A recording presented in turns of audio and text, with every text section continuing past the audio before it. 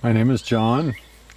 I have a friend in Hawaii who suggested, after I'd had a couple ayahuasca experiments there, that I join him and his wife and a couple other friends and go to Peru to spend 26 days in the Amazon jungle and have 10 ayahuasca journeys, as well as 10 several other plant medicine experiences.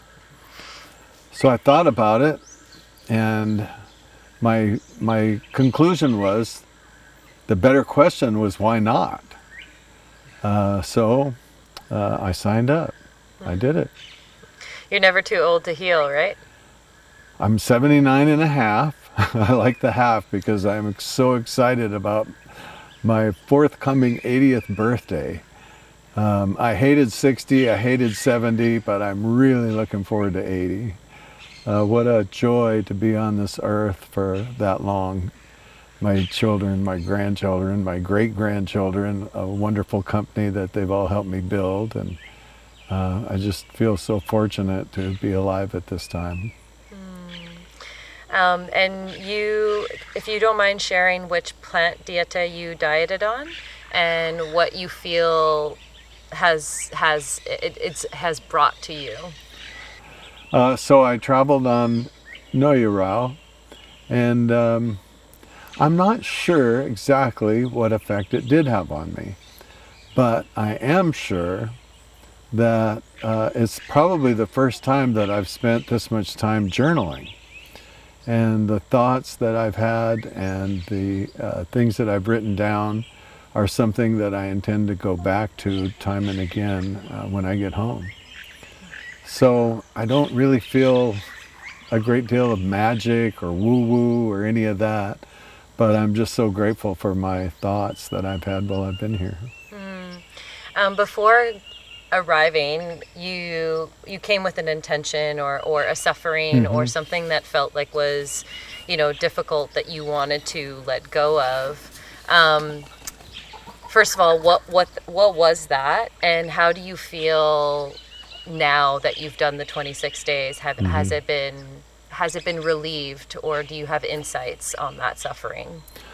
Well, I think, as usual with an ayahuasca journey, my experience has been you ask for one thing, and Mother ends up telling you that that's not the right question, or what are you really sorry for? What have you done? What was the sin, so to speak, in the language of a Reformed Catholic? What was the sin? And in rephrasing a lot of that, the answers seem to come much easier. So that's part of it. I think when I came here, one of the things I was looking for was sort of the courage to always tell the truth, to always be truthful, and in relationships and in your everything in life. What I got instead was this whole idea of self-love, and that if you love yourself, and you're going to be truthful, because you're going to ask for what you need in order to continue to love yourself. So that was kind of like huge. That was over a progression of maybe the first 7 journeys. It didn't come all at once. The first journeys were somewhat torturous, a lot of sweating, some purging from the top, a lot of purging from the bottom, and it took a while for me to kind of come to some understanding of why I was there and what I needed to learn. Do you feel like you got a sense of that now? Absolutely. One of the things I learned was these journeys aren't always comfortable. And if you learn to ask Mother for insights and for help in between the misery, it doesn't pay just to lay there and sweat and be miserable. there's work, and you can ask for help in the middle of all of that. And that only took me, I'm Irish, so it takes us a little longer to get there, but I think about the eighth ceremony, I figured that out. And it made the last 3 journeys much more productive. And besides ayahuasca, there's been so many other plants and treatments. Do you care to share a little bit about some of your favorites, or my problem is I'm a pretty literal person, and I'm not sure that I got, other than the sort of intangibles, I really like how I'm thinking. I really like some of the conclusions that I've made about my life. And I'm sure the plants had something to do with that, but I'm not sure that I can identify any one particular plant that got me there. So that's fine. Yeah. Yeah. Is there a treatment that you liked, like the love baths or the saunas, or? I have a bad shoulder. Teo, one of our famous people here, helped put a plaster on it and wrapped it, and it felt very good. It was really helpful. Just general aches and pains, kind of have this white liquid that I've been drinking every morning. That's, I think, helped that. What else? Oh, the green stuff. What's that called? Anyway, it's this green stuff you put in your nose.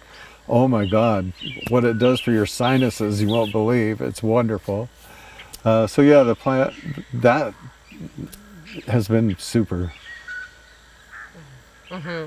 And do you care to share, like how, like the retreat center, like the support and the food and the help, and Don Miguel and Elio and Anna? Oh, wow, this place far exceeded my expectation.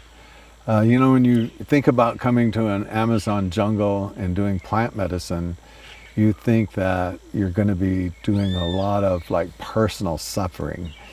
I have to tell you that the tombos, which are the little apartments that you get to stay in, the little houses, are very comfortable. Shower, your own bathroom, very comfortable beds, super netting. You don't really have to worry too much about the bugs because you're well protected. And that's the physical part of it, and the place is beautiful. But the people here are extraordinary. Don Miguel is so human. We don't really understand Spanish, but he is so animated that when he tells a funny story, you know it's a funny story. If he's being serious, you know he's being serious. He is a true, hospitality is the word that comes to mind. He's so hospitable. Yeah, just that super. The staff, the ladies that prepare the food is not the tastiest food maybe that you're ever going to eat, but it is so healthy, and you know it's good for you, so you try and keep a steady diet going. I have to admit that I eat a lot less here than I've ever eaten before in my life, but it's been enough. I've not been hungry. The young men that help in the medicine house are outstanding. Even during the ceremonies, if you have to go to the bathroom or if you need help, there's always someone right there. And it's just, I feel love coming from everyone here. It's been amazing. I love hearing that, John. Yeah, oh yeah. If someone that was in their 70s or 80s was had a lot of fear or doubt about coming here, what would you tell them? I would say if you're like a little later age, as I am, you've got so much to learn. You've probably spent your life, going to school, you get married, you have a job, you retire, you don't know what you're going to do. This is an opportunity for you to connect with a whole different level of understanding life, understanding maybe why we're here, how we can contribute, how important it is that we learn to think with this baby right here instead of this baby here. It will make the rest of your life much more meaningful and much richer, and especially not only for yourself but for your loved ones. Do you have anything else you'd like to add, John? Oh, there's one other thing I'd like to mention.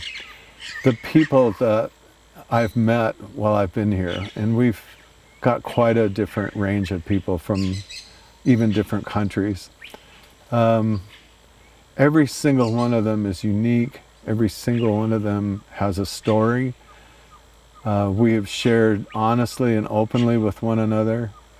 And I think in listening to the stories, after ceremony stories, you become so aware of how connected we all are, how similar so many of our problems and our emotions and our reactions are to the world and to each other.